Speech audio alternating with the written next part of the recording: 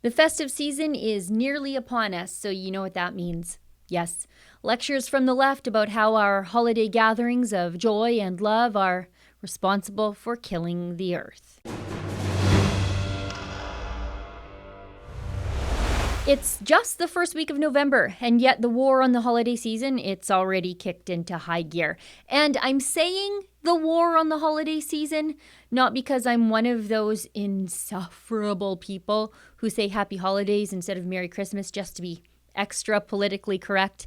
I have to say holiday season because these professional scolds have expanded beyond their Advent calendars to encompass American Thanksgiving now as something they find environmentally problematic. Huffington Post was the first out of the gate this year with a ridiculous article explaining just how your family Thanksgiving is sending us all to a boiling, scorching death on an overheated globe. Look at this. And Huffington Post here is quoting National Geographic and Climate Tracker, so you guys know exactly where this is going. The environmental impact of your Thanksgiving dinner. When it comes to turkey and traveling to the feast, there's good news and there's bad news. It turns out that your food isn't the biggest holiday culprit of carbon dioxide emissions. Traveling for the meal is. 4 people flying a 600-mile trip is the equivalent of 10 times the CO2 emissions of the Thanksgiving meal. Who cares about this stuff? Meat and meat byproducts, cheese, butter, and heavy cream, for example, have a larger environmental footprint than plant-based ingredients. The carbon footprint of a 16-pound turkey is the equivalent of 1 dish of turkey gravy, cranberry sauce, roasted Brussels sprouts, mashed potatoes, rolled biscuits, and apple pie combined. Looking for a lower carbon alternative? Go for a plant-based source. Yes, everybody, repent, stay at home, all alone, skip the turkey, eat those bugs while you wait for the sweet release of death. The end is nigh. No thanks. That sounds terrible.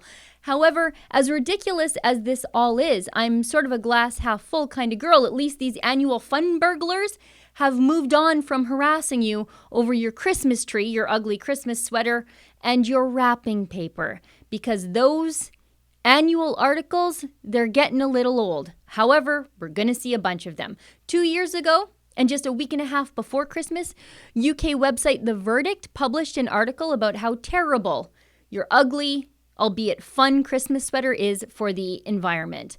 Heading back to the Huffington Post, it seems as though year after year they publish a version of the same article debating which is worse for the environment, real or fake Christmas trees. Honestly, just imagine going through your life like these people.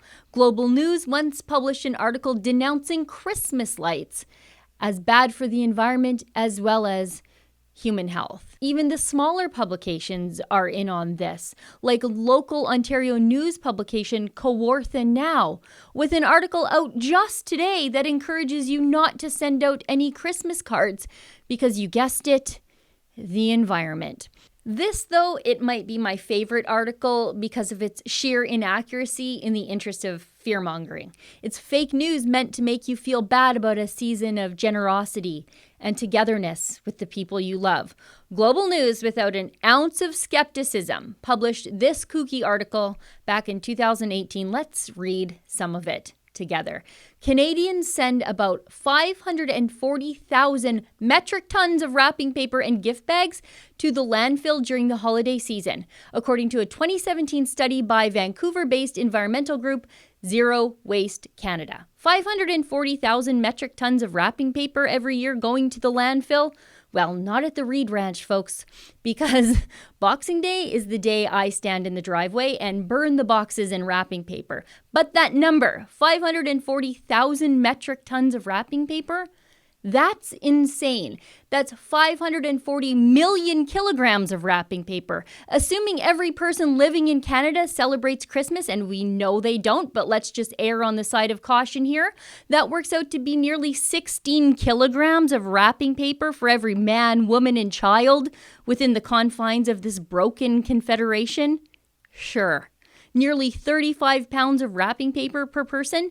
That's what Global News thinks we're using every single year?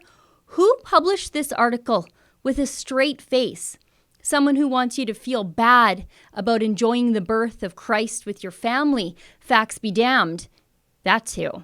And that's, I think, the point here, because the war on Christmas has now moved from a fatwa on this Christian holiday to something a little broader and all-encompassing. Because now it would seem the argument is that the war is not just on the holiday, but on the people who celebrate it.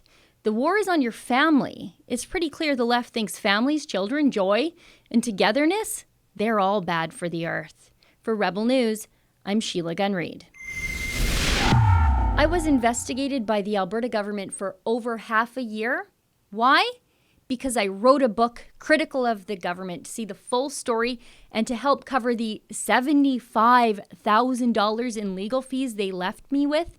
Go to SaveSheila.com.